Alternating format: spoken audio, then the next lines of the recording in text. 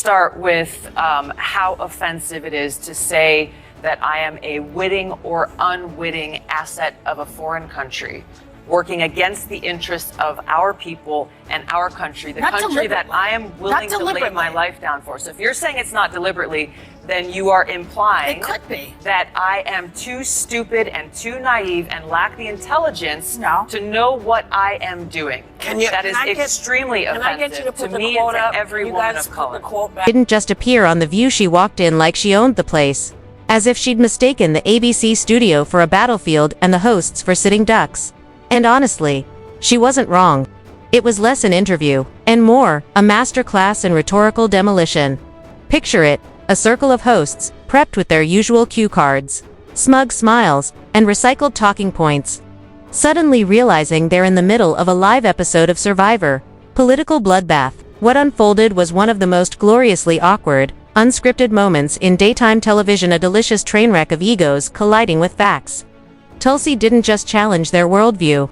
She shattered it like a hammer through a funhouse mirror. If political reality TV is your thing, this wasn't just content, it was an Emmy-worthy public reckoning wrapped in a velvet glove of calm. Articulate devastation. Straighten a couple of things out. I've never said, and I don't think Hillary Clinton thinks that you're a witting asset. You might be an unwitting asset. Not that that means you're stupid, but people can be used. That's exactly what it means, though. That's exactly what it means. The other thing that confuses me, wait, I have one more question. You're on state TV all the time. Why do you go on Fox TV? Fox Channel, which is a propaganda network, 16 times with Tucker Carlson. I never see you with Chris Wallace or that other guy, what's his name, Brett Baer. Well, why aren't you on with them? They're definitely middle of the road. Why do you go on with Tucker, who's... Set the scene properly. The View has long styled itself as this cozy corner of televised discourse, where a panel of women, often misinformed, occasionally informed, and perpetually overconfident, gather to squawk through headlines like they're decoding the dead sea scrolls after 3 mimosas. It's the kind of show where being loud counts more than being right, and where every topic, no matter how complex, gets boiled down into a digestible hot take approved by the Church of Popular Progressivism, the unspoken rule. Say what you want, as long as it comfortably leans left and doesn't make anyone at the brunch table uncomfortable. It's a bubble heavily scented with liberal perfume, filtered through layers of self-congratulation, and so thin-skinned that truth itself feels like an act of violence. And into this walked Tulsi, wielding facts like a chainsaw. Next. Also a Russian asset. So really? I mean, this is outrageous. This is outrageous and offensive on so many levels. I've served as a member of Congress now for almost 7 years, receiving high-level national security and intelligence briefings, serving on the Foreign Affairs Committee, the Armed Services Committee, the Homeland Security Committee, working to ensure the safety and security of the people of this country. This is why I'm running for president, to continue that commitment of service. It's offensive to me as a soldier, as an American, as a member of Congress, as a veteran, and frankly, as a... Moment she sat down. It was clear. Tulsi wasn't there to play therapist in the View's group therapy session for confused Democrats. No, she had the look of someone who came prepared not with talking points, but with receipts. Her mere presence was a threat to the echo chamber. This wasn't another spineless senator hoping to pander their way through 10 safe minutes of smiles and nods. No, this was a woman who had stood in war zones, defied her own party, and lived to tell the tale. And when the polite banter ended and the questions began, it got ugly fast. Suddenly, the hosts, who are used to guests either playing dumb or playing along, found themselves locked in a verbal chess match with someone who brought her own board, and the hosts. They were still figuring out how to set up the pawns. Because I think everyone has sort of missed something. What are we missing? Well, I think what you're missing is that that asset had nothing to do with Tulsi. She was talking about Jill's time. Actually, her spokesperson confirmed it. I'm not making it. They called you a Russian doll.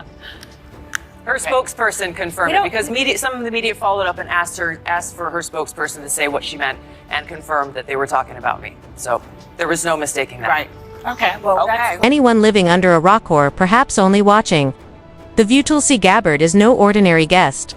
She's a former congresswoman, a military veteran, and, perhaps most dangerously, someone who doesn't toe any party line. She famously left the Democratic Party not with bitterness, but with brutal clarity, accusing it of being a hollow institution more concerned with identity politics and media control than actual progress. Imagine that, a politician who values integrity over party. For a show that treats ideological conformity like gospel, her presence alone was practically an act of heresy. Tulsi is the kind of guest who refuses to answer with the pre-approved script. She doesn't perform for applause. She dismantles the performance altogether. And the look on the hosts' faces as she did it. Worth its weight in YouTube gold. Yeah. I go on Tucker Carlson, go on Bret Baier, go on Sean Hannity, go on MSNBC, go on CNN. I am here to speak to every single American in this country about the unifying leadership that I want to bring as president. Not just speak to those who agree with me, Nice to think that but could happen. to speak with those who may disagree with me, recognizing that I'm asking for the opportunity to serve every single person in this country. We have to come together Joy, you used for to our go on country Fox. and our country. TULSI, single quotes S. Arrival didn't just ruffle feathers, it plucked the whole bird. The hosts clearly expected the usual political dance, vague answers, mutual validation, a few cheap Trump jokes, and a smooth exit. Instead, they got a polite wrecking ball.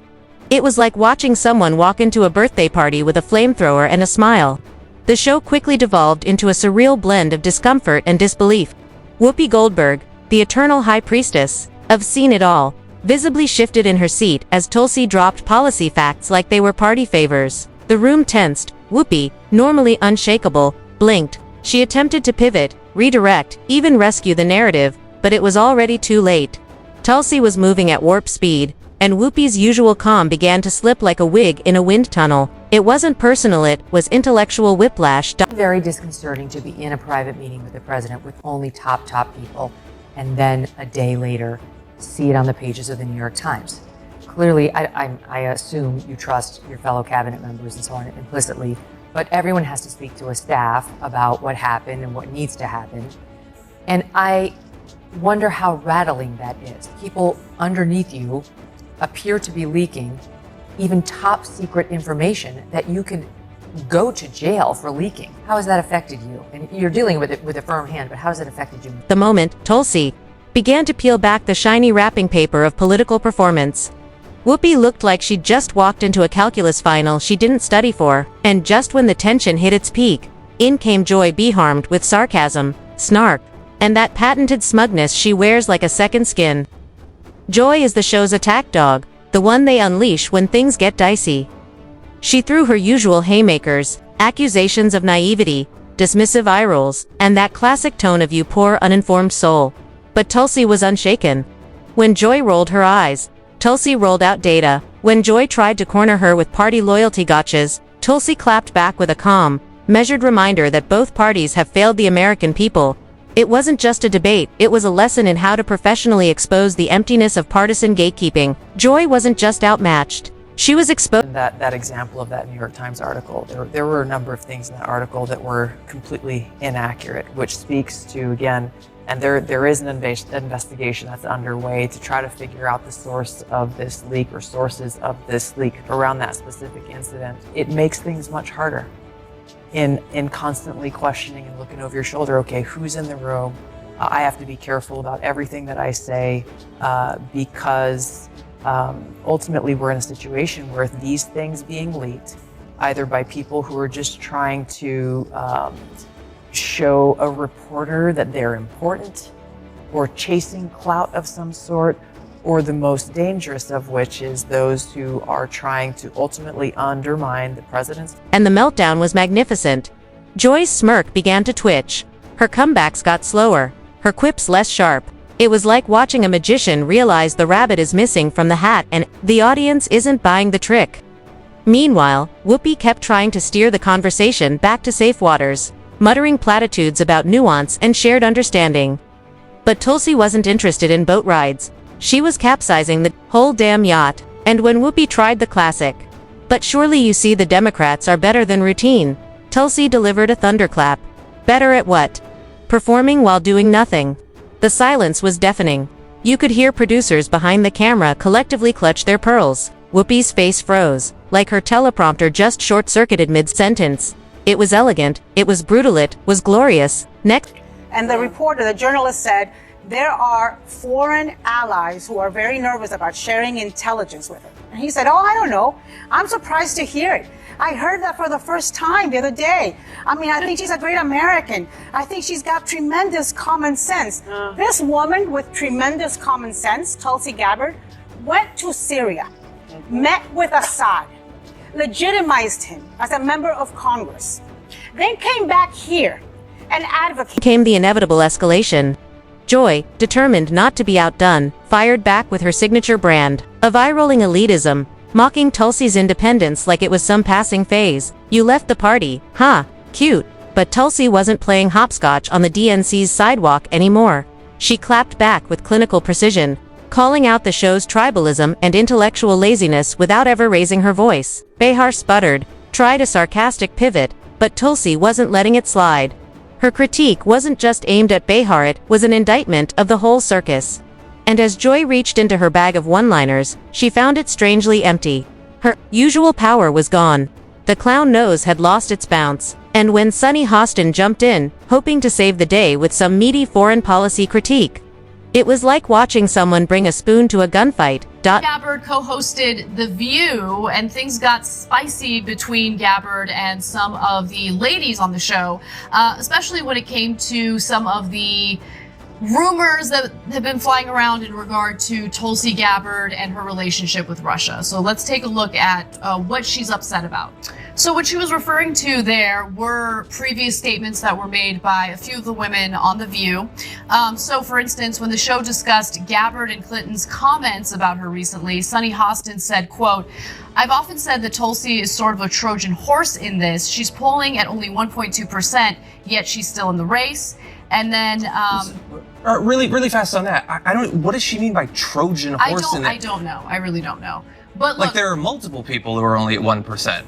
Yeah, exactly. I would say like 5 people are at like 1%. Poor Sunny. You could see her prepping the kill shot. Her voice steadied, she squared her shoulders, she launched into her question like it was the final round.